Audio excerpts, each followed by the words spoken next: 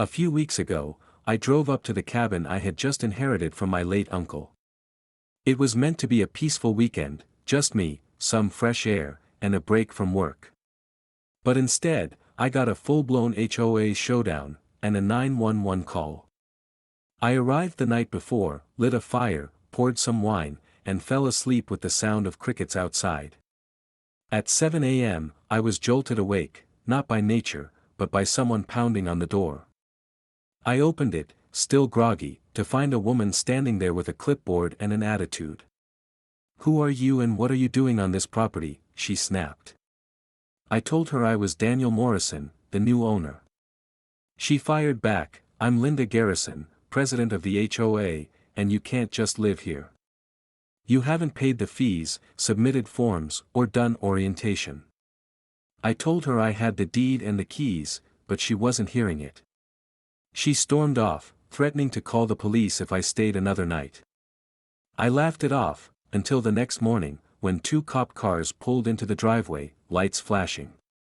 Linda stood behind them, arms crossed like she'd won. "He's trespassing," she declared. "This cabin's supposed to be vacant." The lead officer asked for ID. I handed him my driver's license, and my state real estate commission badge.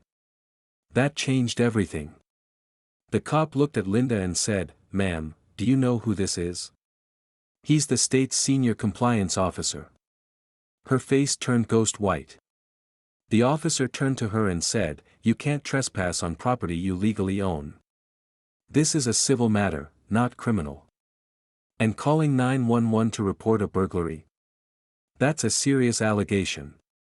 Long story short, I filed a formal complaint. That led to a full audit of the HOA, and what we found. Yikes. Fraudulent elections, missing disclosures, harassment complaints. A month later, Linda was voted off the board, unanimously.